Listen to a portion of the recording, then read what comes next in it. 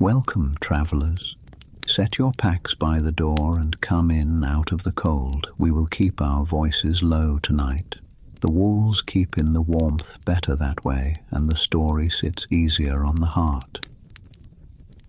It begins at dawn in the Dornish hills, where the stone turns pink before the sun is even up. A lonely tower stands in a hollow of rock. There are 3 white cloaks at its foot, and 7 riders come hard from the north. The air smells of dust and iron. No singers are here, and no banners lift in the wind. Men are doing what they think is right, and that is more than enough to get them killed. The ground gives underfoot. The first clash is awkward and unforgiving. Sir Gerald Hightower goes down with a spear in his thigh and steel in his lungs. Oswell Went takes a cut to the neck and folds without a sound. Sir Arthur Dane is the last of the 3. His blade is pale as milk glass and catches the early light. He moves like a man who knows exactly where a fight ends and means to put it there. Eddard Stark meets him plain and without flourish. He is not quick, but he is steady, and steadiness puts fear into quicker men. The 2 trade blows in close. Sand skitters, breath soars in throats. Then Dane turns his wrist at the right moment, and the Northern Lord's sword gives way. The next cut is simple, clean. Ned's knees go first, then the rest of him follows. He makes a sound, small and surprised. There is no time for last words. The wind carries whatever he meant to say and keeps it. Howland Reed, smaller than the rest and bleeding from the ribs, sees his friend fall and rushes in. The white cloak steps to meet him, then stops. From the tower comes a woman's cry, painful and raw. Dane turns his head. He is a knight, but he is a man first. He chooses the tower.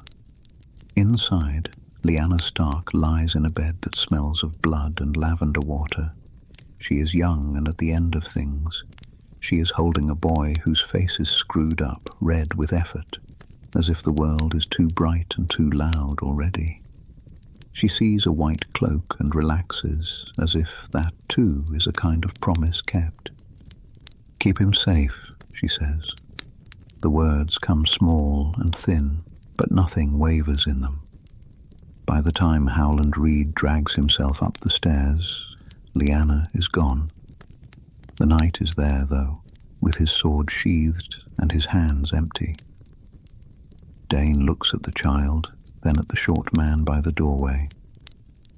They regard each other for a while, the way men look at a river in flood, measuring what it will sweep away and what it might leave. "I will not take him," Dane says. "I am finished serving princes. The world has had enough of them." He walks out. His white cloak brushes the doorway and takes a little dust with it. The tower holds the rest. Howland gathers the boy and goes down to the yard. He lays Ned Stark out straight and closes the eyes with careful fingers. There is no stone to carve, no septon to bless, just flat rock and shallow soil. He builds a cairn with his hands and what he can lift. It is not a northern grave. It will have to do. Then he wraps the child in torn cloth and takes the paths no one watches. He reaches Greywater Watch by river and track, hiding where the reed beds stand shoulder high and the ground moves underfoot if you do not know it. The halls there float and the fires burn low. Howland says the boy is kin, a cousin's orphan. No one asks beyond that. The neck is full of secrets, and most of them keep. They name him John. He learns to walk on boards that shift and to set his feet where the new-built bridges won't tilt. He holds a spear that is longer than he is tall, and he learns not to stab the water when the fish flashes. He listens when the grown folk speak, but talks little. He's mild with the dogs and steady with a net. He wakes sometimes in the night from dreams of cold and keeps his eyes open until the frogs pull the dark close again. Mira Reed is quicker than he is and smiles like the sun when it finds a gap in the leaves. Jojen is quieter even than Jon and carries sleep behind his eyes. They are kind to him in the matter-of-fact way of children who do not need reasons. He grows with them until he is taller than the doorways and has to duck. By then he throws a spear without thinking about it and moves through fog as if he belongs to it. He asks about the north. Snow, Howland says at first, then more when the boy keeps asking. Big forests, stone halls, wolves in the woods, honest cold. The Crannogman does not speak of Winterfell without thinking about it, but he does not refuse. When he looks at the boy in firelight, something passes behind his face, and he gets quieter. At Winterfell, the cold comes honest and early. When the raven brings word from the south, the great hall holds its breath. Eddard Stark will not ride home, not now, not ever. Benjen Stark takes the black because he does not know what else to do with his hands. Lady Catelyn sits straighter in her chair. She does not put on Ned's voice. She puts on her own, and it is brass and patience, and sometimes it cracks when no one is looking. Robb learns early what it means to be looked at, and Arya learns to vanish in a place where vanishing is hard. The realm settles like ice on water.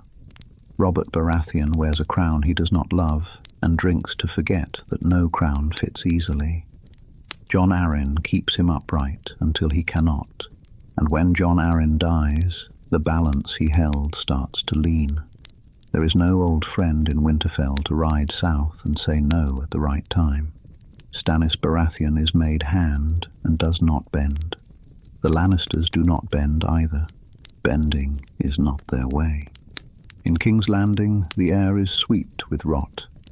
Stannis counts and measures and finds that the Queen's children do not add up. He speaks too plainly and too soon. Robert hears him, frowns, drinks, and goes hunting, because that is the one thing that still makes sense. He does not come back alive. The boar is fat. The wine is heavier than it should be. The city wakes to trumpets and a boy on a throne. Stannis quits the capital and points his fleet at Dragonstone. Renly laughs and counts friends.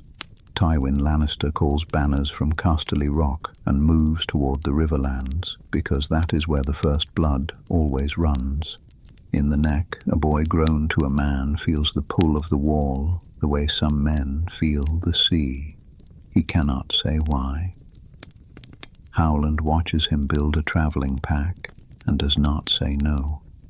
He sets a hand on the boy's shoulder and holds it there for a long moment. When Jon leaves, he takes the narrow causeways and keeps to the higher ground where the bog smells deep and good. He sees the towers of Moat Cailin like broken teeth and rests in their shadow. He joins a wagon train of traders who have learned to move slowly and make no claims. They make poor time and reach Winterfell when the first snow has stuck. The castle is bigger than he thought it would be. The Godswood is quieter. The heart tree looks at him with its red eyes, and he looks back without flinching. Some part of him settles. He spends a night in the stables because the hay is warm and the horses breathe steady. He leaves at dawn. The wall rises like weather. It takes his breath and then gives it back. The men in black are not proud and not particular. They take those who are willing and set them to work. Jon learns to cut ice and to stand a watch and to keep his boots dry, because once your feet go, nothing follows. He does not brag and does not pick fights. He learns names, learns who will work and who will talk instead, and sets his back beside the first sort. The Lord Commander sees him without making a meal of it. Old men have a way of tending to the flame that looks most worth tending.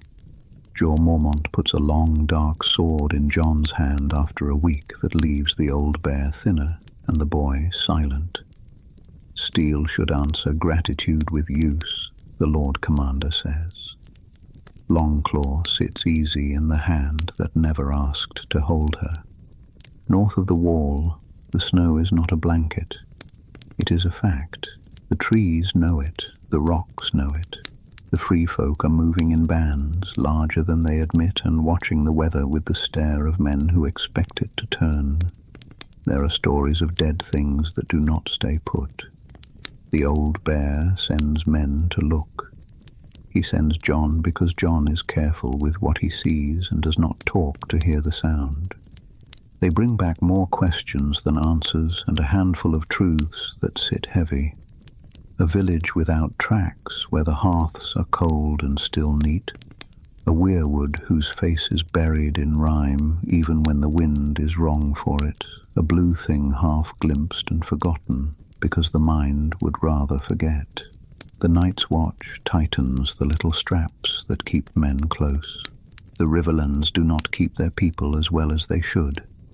Lannister scouts torch barns first, because grain keeps men alive longer than bells or banners. Lord Tywin sends Gregor Clegane where the road is soft enough to take a track and slow enough that fire will be seen from the next farm over. House Tully calls for help. Lady Catelyn listens to ravens and closes her eyes before she opens them to speak. Robb Stark calls the banners of the north. He does not sleep that night or the next.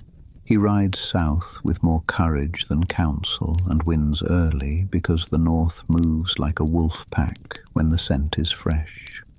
He strikes a Lannister column near the Green Fork and scatters it. He frees a river town that thought it had been forgotten. His men begin to believe they cannot be stopped. That is when a man should sit down and count his arrows. Robb does not. He is very young and carries both Winterfell and Riverrun in his chest. The weight makes him stand straighter, and that is dangerous. The Freys are what they are. A bridge turned into a house turned into a history of small hungers. Robb needs the bridge. Old Walder needs the feeling of being asked. The young wolf crosses with smiles traded like coins. Oaths are said and kept for the hour they are needed. South of the crossing the air changes. Robb fights, wins, fights again, and bleeds men he cannot replace. There are letters. There are messengers who do not come back. A raven with no seal brings bare words. Return at once. Trouble, it smells of the Dreadfort. Ramsay Snow moves when others watch the horizon. He takes Winterfell with a smile and a knife, and the castle yields because most men will open a gate if you tell them you belong there and walk like you mean it. When the truth catches up, it is too late. Stones cannot remember who they are supposed to keep out. The castle holds until it does not. Smoke carries into the Godswood. Some trees do not forget. Robb turns back too late and loses the river he thought he owned. In the south, the Ironborn slip up the coasts with their longships and find villages that have learned to run the wrong way. Theon Greyjoy goes where the easy victories are and tells himself a story he can live with. It keeps him warm for a winter. The Red Wedding comes on a night when the torches burn steady and the air in the hall is close. Music carries slow and easy, and wine comes faster than sense. Robb Stark goes out under banners he swore to honor. The north breaks in pieces too small to name. Some of the old houses go quiet and pull their doors in. Others bend where they must. The Dreadfort's banners multiply. They are patient banners. They learned patience watching Boltons stitch their work. Word reaches the wall late and thin. Jon stands a watch and lets the cold walk up his sleeves. He does not put his head in his hands. He reads the short letter twice and places it under a stone, a small stone among many. Across the narrow sea, a girl with white hair and a hard little knot of grief moves through cities that have made a living selling people and stops them from doing it. There are 3 small dragons at first, then 3 large ones with their own ideas. She chooses advisors badly once and better the next time. She learns what a crowd sounds like when it is pleased and when it is frightened. She learns how many meals a city eats in a day. That is a useful number. There are men who bring news from Westeros because news sells across water, and the pieces that reach her are all edges. A dead wolf lord, a boy king with a mean mouth, a kingdom that splits like old wood under a boot. She sails when she has more ships than doubts. Storms take some. The rest reach White Harbour because White Harbour knows what trade is and what it means when people arrive with sails and hunger and iron in neat rows. Lord Manderley is large in body and experience. He listens to a queen who calls herself such without a crown near to hand. He listens to the talk of winter coming and of things beyond the wall that do not breathe right. He is a practical man. Practical men count living neighbours and do not wish to stand alone when the sea turns to knives. Ravens go north. The words are careful. Seek the one who holds the wall fast and the north together as well as it can be held. The answer is careful too. Winter first, thrones later. They meet in a long room with stone underfoot and thick shutters against the winds that crawl through the cracks when they can. Jon's cloak is plain. The Queen's cloak looks like someone thought about it. They sit and talk about food, wagons, and the way fire behaves in wind. The dragons are mentioned when it matters, and not before. He asks where they will eat. She asks where they will sleep. No one raises a voice. No one asks anyone else to kneel. He says, if we fail here, there won't be a later. She says, then we won't fail. It is not bravado. It is a decision. There is a difference. Winter, a dry, clean cold, boots in snow, leather creaking, men speaking low. The north goes to work. Wildlings come through the gates in numbers that would have shocked men 5 years past. Now the shock is how useful they are. They know where the snow drifts and where it cuts. They know how to read a sky and how to hide a fire so that it cooks and does not advertise. Northern houses that swore and forgot swear again and keep it this time because the thing on the other side of the wall does not bargain and does not mock. It only takes. Dragons fly, and the first time they pass over a line of men, the men crouch without meaning to. The second time, they look up. The third time, they go on tying knots and adjusting straps while the shadows sweep past because a new thing becomes old in a hurry when the work is heavy. Jon walks the lines and talks little. He is good at hearing fear and answering it with something you can hold. We set the trenches here, he says, and points where the ground will funnel what must be funneled. We keep the torches low when the wind goes west. He does not deliver speeches. He explains. Explanations make better walls than words that reach for the sky and fall short. Howland Reed comes out of the mists one morning wrapped in a cloak that has learned to be rain and shadow both. He gives no names to anyone who does not need one, and stands with Jon by a map spread on a table that wobbles because every table wobbles when you lay too much on it. The two men look at the crooked lines as if the paper might start telling them truths on its own. Before we light the first trench, Howland says softly, there is something you should know. He tells it quickly and without embroidery. A tower, a white cloak, a dead sister, a boy carried through places where the ground forgets to be ground. Jon does not say anything for a long time after. His face does not change much. A small muscle in his cheek moves twice and stops. Does it need to be known beyond us? He asks. It needs to be known enough to keep men together, Howland says. No more than that. Not now. Then we will keep it between the trees and the two of us, Jon says, and puts a gloved finger on the map where the snow will be thinnest when it matters. The night they choose is the right one. The sky is clear and tight with stars. The cold holds like a blade. When the dead come, they come easy at first, a few at the edges, testing, then more. The sound is not a roar, it is a pressure. Men breathe shallower without noticing.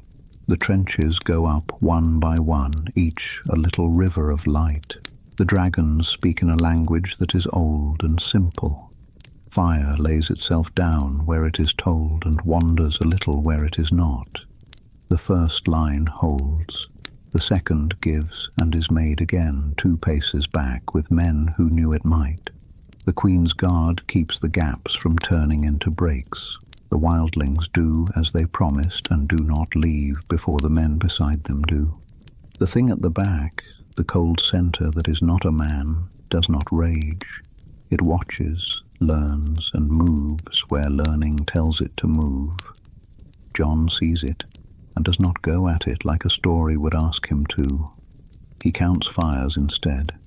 He sends a line of men left where the wind will show the dead's angle early, and another into a swale no one would choose if they hadn't walked it 3 times in daylight. He keeps the old bear's lessons in his hands. He keeps Howland's small signs in his eyes. They meet at last where the ice has scoured the ground smooth. It is quiet there. The sound of fighting drops away like a blanket pulled off a sleeping child. Jon's sword is dark iron, and the breath that fogs from him is thin. The other's blade reflects nothing. Steel rings, ice complains. The dead do not cheer. A dragon's shadow passes once, and the ground shudders under its weight. Jon does not try to be quick. He is steady. He holds a line inside himself and does not move from it. He waits for the kind of mistake that has no expression. When it comes, it is small, a shift, not a lunge. He steps in and down, the way he would place a stake where the earth is sure, and the blade meets what it must. There is no cry. There is no speech to end it. The thing comes apart into cold and absence. The second line breaks all at once, without a commander to feed it. The snow lifts and falls as if a breath just left the world. Men stand and cannot feel their hands for a while. Then they begin to feel them again, 1 finger at a time. The Queen stands on a ridge with the dragons turning slow circles above her and closes her eyes. She is very tired. She opens them and nods to no one at all. At dawn, the living count themselves and the gaps between them. The counts are not good and not as bad as they could be. That is winter. The dead stay dead. The fires sink to ash. The smell after is clean because the cold made it that way. They gather in Winterfell's hall because stone holds heat when men do not. The banners that hang are fewer and older. Some are new and stiff. The room is full of tired people who are not inclined to argue loudly yet. That is as good a time as any to settle things. No one speaks of thrones first. They speak of stored grain and broken roads and hands to mend them. They speak of where the Dragon Queen's people can sleep and how to set fair weights in markets that have forgotten the feel of true measures. They speak of sending word south that the North has done its part. Howland Reed rises at the end. He looks smaller than the truth he carries and speaks as if he were telling farmers where the water will go when the spring thaw comes. He tells the room that Lyanna Stark bore a son and that the boy was kept safe at cost and brought north when there was no other answer that did not end in a pyre. He does not name kings. He names a mother and a promise and a winter that has been kept at bay because of both. There is a stillness after. It is not shocked. It is thinking. The North looks at Jon the way it looks at weather that has changed, careful without fear. The Queen does not stiffen. She watches the faces that will decide how much of the telling they will take into their houses. Jon says, "I did as I was asked by the living and by the dead. I will go on doing it if you wish it. If you wish otherwise, I will go back to the wall and count stones until the counting does some good. It is not a speech. It is an offer. Offers sit better than claims." The old houses murmur. Glover says something practical about roads again. Manderley says something about the fisheries in the White Knife and how winter took more boats than men could spare. The Karstarks hold back, then nod once as if to themselves. The room breathes. The settlement they come to is plain. The Queen will take her ships south when the roads can carry feed and the winds are less likely to spill a deck. She will make her case where cases are made, with coin and grain, and the promise that the North will not march if it is not marched upon. The North will mend itself and send help across mountain and marsh where it can. Jon will carry both words to the wall and stand its watches until spring says it is truly here and not just visiting. There are hands laid on tables and small noises as people stand. There is no cheering. They have had enough of that kind of heat. They set to work again because work is what keeps grief from sitting too heavy. The Queen comes to the Godswood once before she leaves. The trees are red, even against the white. She stands apart from the heart tree and speaks softly because men and women are asleep within earshot on benches they swore were too hard for sleeping last year. When I landed at White Harbour, she says, I thought I was stepping into a fight I understood. It is not the fight I found. It never is, Jon says, until you stand in it. She smiles at that, small and real. If I send ravens from King's Landing, will you answer? If they ask the right questions, he says, and the corner of his mouth twitches once. That is all a smile needs on a cold day. Spring is late and real. The rivers come first. The North makes a sound like a man standing up with a weight in his arms. There are roofs to mend, fences to set straight, and fields to turn. The wildlings move where they wish and where they're wanted. Sometimes those are the same places. Sometimes they are not. And then there is talking. More talking happens now than used to. People learn the shape of each other's words and find out where the soft parts are. They walk around them more carefully with each passing week. At the wall, the work is honest. The ice does not fool anyone with beauty. It only asks for hands. Jon's hands are sure. He remembers men lost and does not name them aloud more than he must. He eats with the rest and sleeps where the blankets cover without apology. The long sword sits easy on the peg by his bed and is heavy when he lifts it. He sharpens it anyway because you keep tools ready whether you use them or not. Howland Reed does not return to Greywater at once. He sits with Meister Aemon's books and runs a finger along the cracked leather as if memory transfers through skin. He speaks with Samwell Tarly about birds and letters and the way truth flies when it is not weighted properly. Sam writes carefully and smiles in a way that says he sees something good coming and is afraid to say the words. When word comes from the south, it is light, markets opening, roads patrolled, a queen who keeps counsel until the candles gutter, a lord in the west who has learned to say less and count more, a boy king who is not a boy anymore and learned early that the throne is a seat and not a shield. Some of it is true. Some of it is hopeful. There is room in spring for both. A new lord at Moat Cailin asks for help with stone. The watch sends men who know the old ways of stacking it so water runs off and not in. White Harbour needs timber. The Wolfswood gives some and charges a fair price for the rest. Bolts of wool move south in carts that do not break their wheels on the first mile because the mile is mended. Small things pile up the way snow does on a still day. Jon rides to Winterfell at last when the fields are furrowed and the first green shows. The castle welcomes him the way wood welcomes oil after a long winter. He sets a hand on the heart tree and covers the handprint of a man he never met. He stands there until his breath slows and counts the beats until he feels right. Howland joins him under the leaves with 2 cups and something that warms without burning.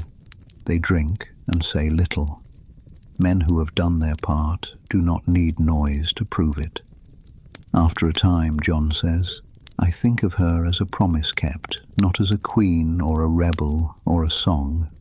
I do not know if that is right. It is enough, Howland says.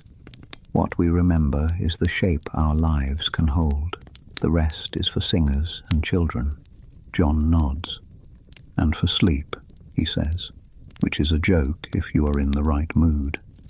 They walk the walls together as the light goes. The stone holds a little heat and gives it back if you lay your hands on it. The torches are set and taken down.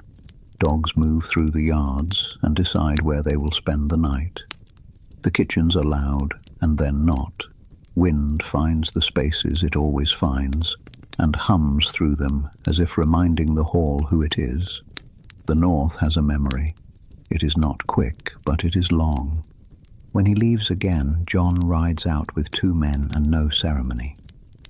He turns once in the saddle because that is what a man does, not because he doubts. The road to the wall is clean in places and muddy in others, and does not care how a man feels about it. He sets his horse to a pace that will carry both of them and lets the reins rest on the mane. He is not a king. He is a keeper. That is enough. So here is where we leave it for tonight, travellers. A north not broken, a wall held by hands that know what they are holding, a queen who went south with plans that involve grain and patience, a promise kept beneath red leaves. Ned Stark did not come home from that tower, but the boy his sister died to save lived to stand watch when the watch mattered most. The dead were turned back without a song, and the living counted themselves by candlelight and slept. When the wind moves through the pines now, it sounds like it always did. The wolves hunt in the dark because that is their work. The fields green when they should.